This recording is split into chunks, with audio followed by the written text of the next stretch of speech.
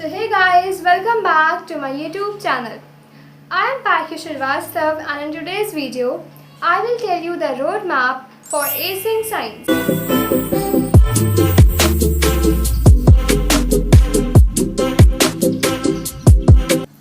Now if we talk from the initials, I would suggest you guys to master your NCERT.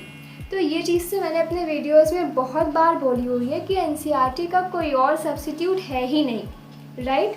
सो सबसे पहले अपनी NCERT एकदम अच्छे से प्रैक्टिस कर लो. Moving further, once you are done with your NCERT, go for your side book.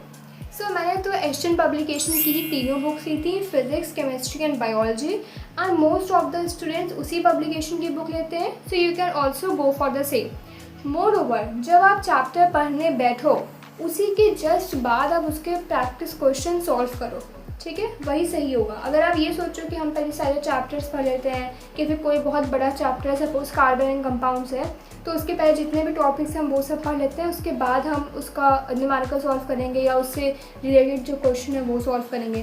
So this is not a feasible technique, क्योंकि अगर आप ऐसे करोगे तो पहले तो आपने कोई टॉपिक पढ़ा, मान लीजिए आपको वो अच्छे समझ में आया ही नहीं, तो आपने पूरा चैप्टर पढ़ा है, जहाँ जहाँ पर इस टॉपिक का यूज़ हुआ उन सब जगहों पे आप गलती करने वाले हो जब आप सॉल्व करने बैठोगे उसका क्वेश्चन, ठीक है?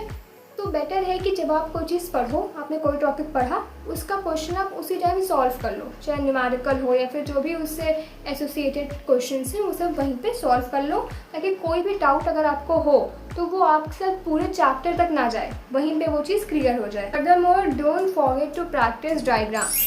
अब बहुत बच्चों का ये सीन रहता है कि हमारी ड्राइंग अच्छी नहीं है तो हम कैसे बनाएंगे. नो लिसन, वहाँ पे जब आप कोई आंसर चेक करने बैठेगा तो वहाँ पे वो आपकी ड्राइंग नहीं चेक कर रहा होगा कि आपने कितने परफेक्ट मार्जिन से बनाया है, बट वो डायग्राम अगर बहुत सुंदर ना भी हो तब भी एटलीस्ट वो इतना क्लियर हो कि समझ में आए, लेबलिंग अच्छे से हो उस डायग्राम की कि कहाँ पे क्या लिखा हुआ है, आप बेसिकली क्या बताना चाह रहे हो, वो चीज़ वहाँ से क्लियर होनी चाहिए. अगर ये जो मेन पर्पज़ है कि जो आप बताना चाह रहे हो वो रिफ्लेक्ट हो रहा है, अच्छे से लेबलिंग है और ऐसा बहुत ना आपने डर्ट नहीं मचा के रखा है, क्लियर डायग्राम है, तो फिर आपको उसके मार्क्स मिल जाएंगे.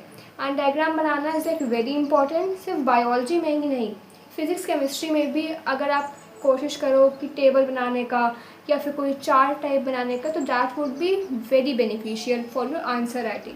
Now if you guys want a video on answer writing, then comment below. So this was my story, and if you found the video helpful, then please do like, share and subscribe to my channel.